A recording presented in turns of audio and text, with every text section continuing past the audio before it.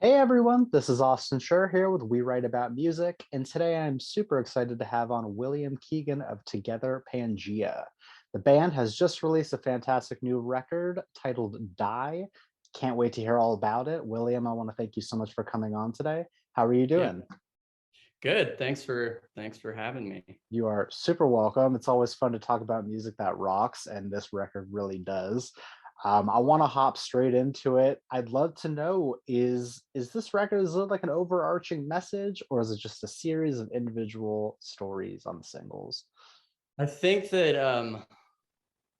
I never really think about that, like trying to like string things together. I Sure. think that usually in the rear view, you can kind of see that there was an overarching message, but I don't think it's far enough out yet for me to tell if there's like scenes running through it. Sure. Um, but yeah, we typically don't really do that. I like to treat each song as its own thing. Um, so yeah, I typically don't worry about overarching themes or messages. Yeah. Well, I guess also, how does it work in the band? Like, I know everyone's process is different, but like, do you start with a lyric? Is it just like a conjoined, like, oh, I have this idea, I'm gonna throw it in the pot and see what happens? So I sit with an acoustic guitar and I'll just start playing stuff, and eventually I'll feel like I hit on something that makes sense or that I like or Sure. that feels good to sing. And then once that happens, I'll bring it to the band and we'll kind of play it out. And sometimes they'll be like, I'll write like the verse and the chorus, but then we'll write like the bridge or the whatever as a band. Sure. But typically it just starts, in this room on an That's acoustic awesome. guitar. Yeah. Yeah, I was gonna say, compared to the sound, it's kind of surprising it's on an acoustic, but I guess you can't be, jamming out too loud all the time. Yeah. Well, to me, like if a song can't hold up on an acoustic, just voice and acoustic guitar, then it's That's probably not a good true. song. I know that production is cool and you can make a lot of interesting sounds and stuff, Right. but the songs, the bones, the meat and bones, if they can't stand on their own just as an acoustic song, then it's probably not very Fully good. agree. I'm actually really happy you brought up the production. That's the next thing I wanted to talk about is like it's fantastic. Do you guys take care of it in-house, or do you have outside producers that help put it all, like the finishing touches on? We've worked with on this record. We worked with Danny Nagaris, Okay. and he is a friend of ours. He's got a band, No Win, and he records a lot of people. And it's we kind of self-produce, and Danny throws in ideas and moments and stuff, and that's typically how we do it. I think that I at least have a pretty strong idea of what I want the finished product to sound like Sure. when we bring everything in. Um, but Danny knows how to like work stuff like technology I stuff get and it. make it It's like sound good. speaking another language. Like you can be Yeah, proficient in making music, but the whole production end is like, I feel like it's always changing. There's always something new. There's always a new program to master, and having that yeah. headache go away. Like plugins is just Oh, like that's forget a whole about it. crazy world to me. Like I try to record on my own and it always sounds bad Yeah, because I just there's too many options of that's things to the do. thing. If you Like can that's why I communicate, like right? I used to record on a little Tascam Oh, four nice. track tape recorder. Do you know what I'm talking about? I Those little do. blue guys. And I liked how there's like four things that you can do. Like you can turn There you up the go. treble and the bass, and that's like it. And then you just got to Totally. put it together. I It's kind of like, like that. yeah. I was gonna say it's like going to Costco. They kind of limit your options for the things that you can buy, but it makes it easier, Yeah. streamlines the process a little bit.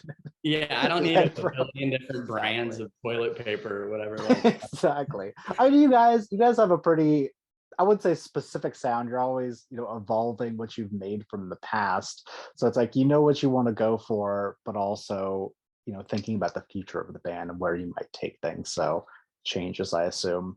Um, yeah, we like to typically we like to do an album and then we do an EP like 4 to 6 songs after the album where we test out new stuff, Right. like so different directions to take things.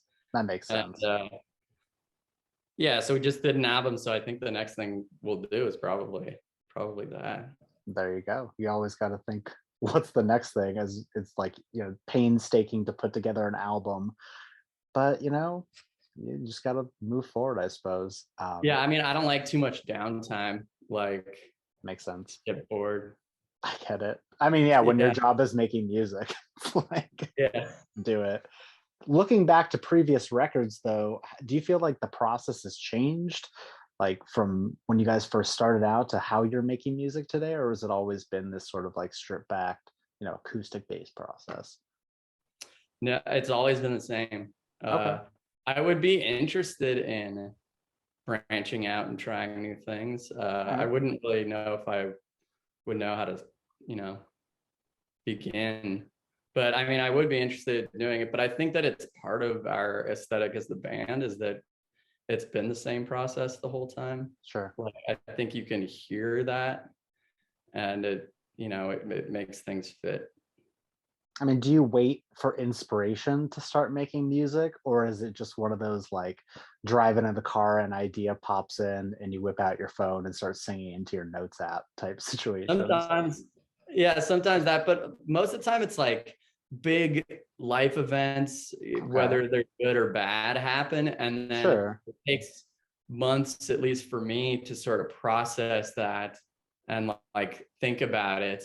And then when I'm playing and singing, it just comes out, and I try not to filter whatever the first thing that comes out is. So Okay. that's why a lot of the lyrics on our records I feel like are really simplistic, because I try not to change them, because I think that immediate thing that came out is probably the most genuine and That sincere.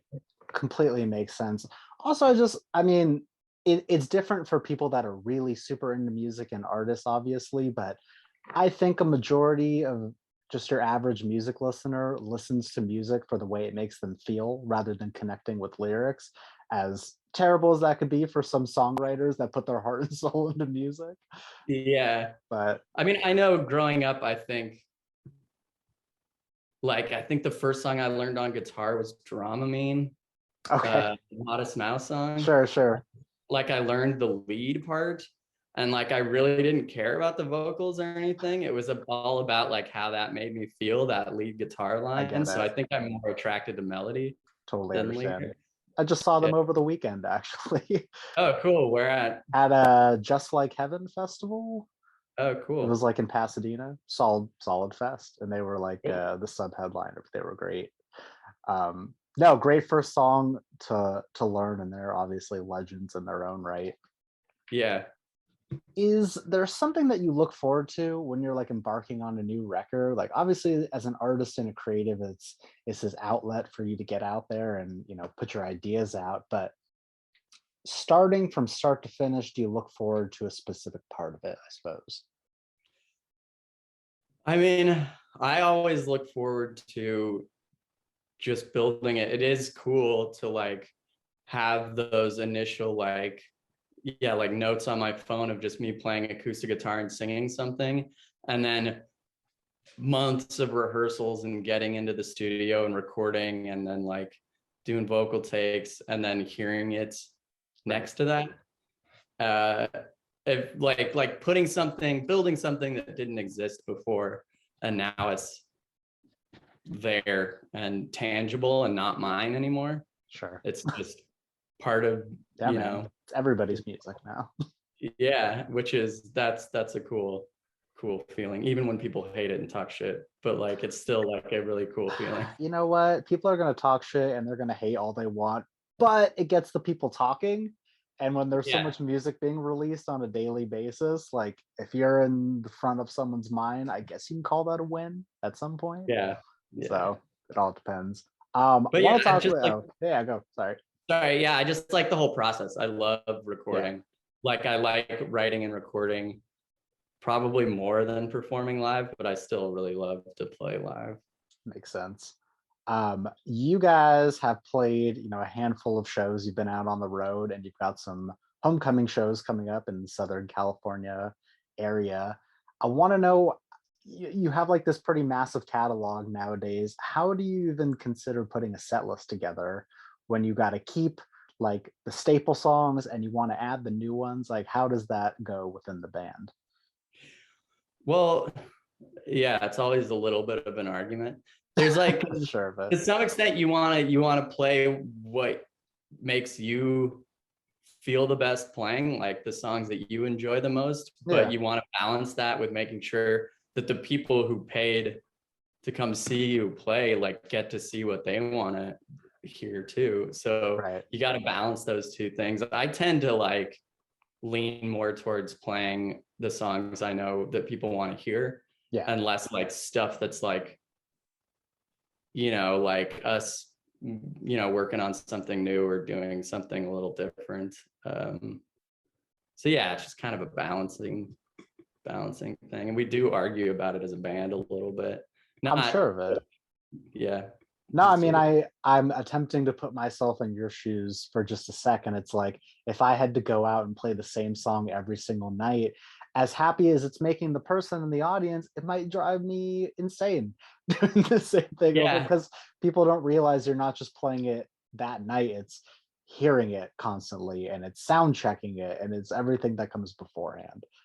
Yeah. It's like, yeah, once you play something 300 times, it's like you forget. It's like saying a word over and over again and then it loses its meaning or whatever. You're Like it's the song loses its meaning, but then the meaning becomes in the performance, the reaction that you get from the crowd. And I think that if you have a song that people want to hear and they're paying to come see it, that's awesome. sure. And so I try to just, yeah, like appreciate that. I completely understand. Because at the end of the day, it's a job that you're in the lucky position to be in to even play these songs. So I totally Yeah. get it. Yeah. Off this new record though, is there a handful of songs that you've really been looking forward to playing live, or ones that you're just like really excited for people to hear that, they translate better in a live setting, I suppose? Yeah, I think that Nothing to Hide. We went on a whole US tour already this year.